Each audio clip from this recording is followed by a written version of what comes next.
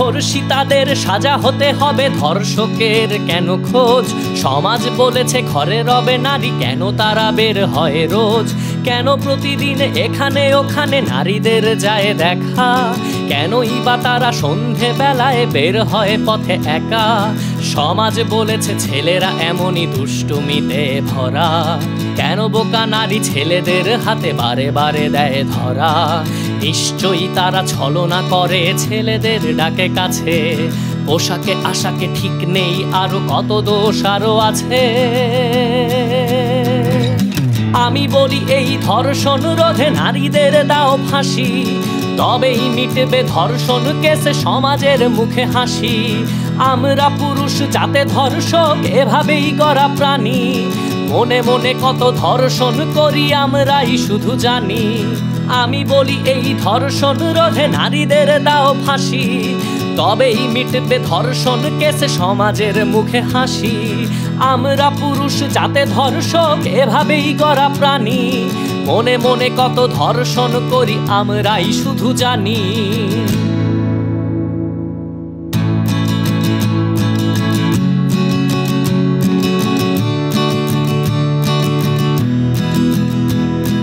শুধু একটু সাহসের অভাব, তাই পারি না জোরে ধরে নিয়ে যেতে প্রতিদিন আমি যাকে ইচ্ছা করে।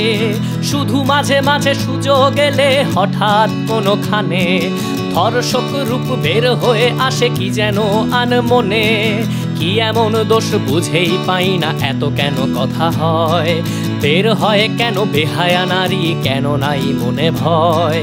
তু একটা ভাই হয়েই তো যায়, এমন কি কাজ? আমি ধর্ষক বলছি তোমায়, এ আমার সমাজ। এই যে মেয়ে আর কটা দিন প্রস্তুতি নিয়ে রাখো, তোমার ছেলে ধর্ষক হবে তুমি নিশ্চিত থাকো। তখন তুমি তার পাশে থেকে রক্ষা করো তাকে, ধর্ষিতারই সাজা হয় যেন ছেলে নিরাপদ থাকে। আমি বলি এই ধর্ষণ রোধে নারীদের দাও ফাঁসি, তবেই মিটবে ধর্ষণ কেসে সমাজের মুখে হাসি। আমরা পুরুষ যাতে ধর্ষক এভাবেই গড়া প্রাণী, মনে মনে কত ধর্ষণ করি আমরাই শুধু জানি। মনে মনে কত ধর্ষণ করি আমরাই শুধু জানি। মনে মনে কত ধর্ষণ করি আমরাই শুধু জানি।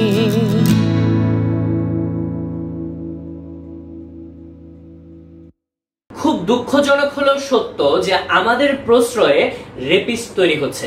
আমাদের বন্ধুদের বেশিরভাগ আড্ডায় হাতে গোনা দুই একজনের কথা বলার মূল টপিকই থাকে নারীদের নিয়ে কুরুচিপূর্ণ অশ্লীল সব কথা বলে মজা নেওয়া। আর আমার আপনার মতো যারা সাধু আছি আমরা এদেরকে প্রশ্রয় দিচ্ছি, এদেরকে কিছু বলছি না। এটা বন্ধ করতে হবে। এখন থেকেই এদেরকে আইদার বুঝিয়ে নারীকে সম্মান করা শেখাতে হবে অথবা একঘরে করে দিতে হবে। পরিবারের শিক্ষাটাই মূলত প্রধান শিক্ষা।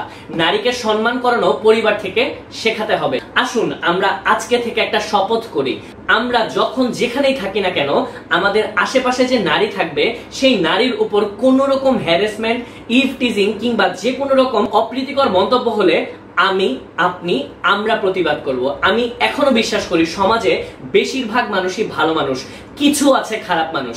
আপনি আপনার জায়গা থেকে প্রতিবাদ শুরু করুন।